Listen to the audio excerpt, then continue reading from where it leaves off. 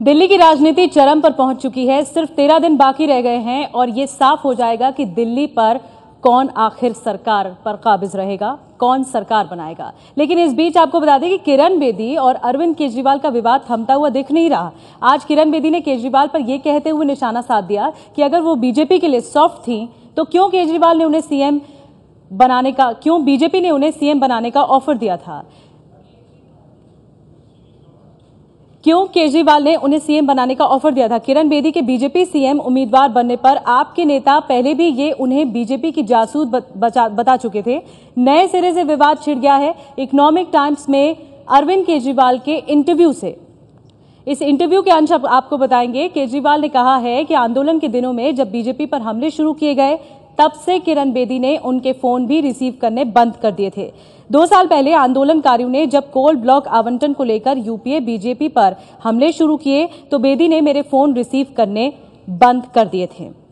ये बातें कही गई हैं कि किरण बेदी पर केजरीवाल के इंटरव्यू में, और किरण बेदी ने मैसेज का भी जवाब देना बंद कर दिया था। उनका कहना था कि हमें नितिन गडकरी के घर का घेराव नहीं करना चाहिए। अगस्त 2012 में हमने गडकरी के घर का घेराव किया था। किरण बेदी ने खुलकर विरोध किया था इस बाबत। हम उन्हें साथ रखना चाहते थे लेकिन वो अड़ी रहीं। ये बातें कही गई हैं केजरीवाल के जरिए। घेराव के बाद हमारे रिश्ते खत्म हो गए थे। ये वैसे ही था जैसे किसी ने बटन स्विच ऑफ कर दिया हो।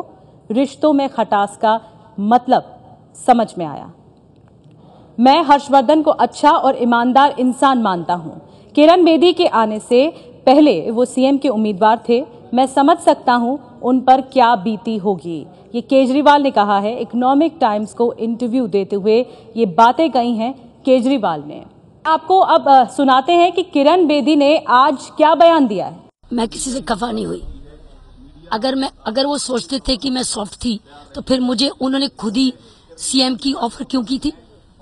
उनका ये भी कहना है कि आपने नहीं, इसका जवाब मिला। उन्होंने मुझे सीएम की ऑफर क्यों की थी। उनका ओके, अंडरस्टूड। क्यों की थी। अगर आप मेरे पे विश्वास ही नहीं कर रहे हैं तो आप मुझे क्यों चीफ मिनिस्टर बनाने की ऑफर दे रहे हो। व्हाई। उनका कहना है उस हादसे के बाद से आपने उनका कॉल लेना, उनके मैसेजेस को रिप्लाई करना। देखो, अब हर एक का कुछ कहना, अगर मैं कहने पर कहना करती रही तो मैं काम कुछ नहीं कर सकूंगी। इस वक्त मुझे अब कृपया करके काम करने दीजिए। सरोज सिंह इस वक्त हमारे साथ मौजूद है। सरोज, हालांकि किरण बेदी ने बात जायज कही है और सीधा पलटवार किया है केजरीवाल पर। देखिए, ये पहला मौका है जब अरविंद केजरीवाल इतना खुलकर इस बात को कह रहे हैं, जो कि पहले कुमार विश्वास उन्हीं के पार्टी के जो सदस्य हैं उन्होंने भी ऐसा कहा था कि वो आंदोलन के समय भी बीजेपी के एजेंट के तौर पर काम कर रही थी उन लोगों के साथ ही। लेकिन ये पहला मौका है जब अरविंद केजरीवाल ने खुलकर इस बात को सामने कहा है कि वो नितिन गडकरी के घर के घेराव करने के साथ में के पक्ष में नहीं थी, लेकिन बावजूद इसके आम आदमी पार्टी इससे आगे गई और उन्होंने इस काम को किया।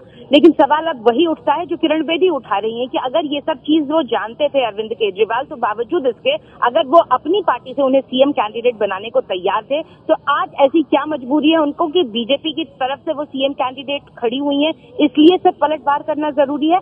टाइमिंग को लेकर निश्चित तौर पर सवाल उठेंगे अरविंद केजरीवाल के इस बयान के बाद। जी धन्यवाद सरोज, आपका इस पूरे मसले पर बात करने के लिए।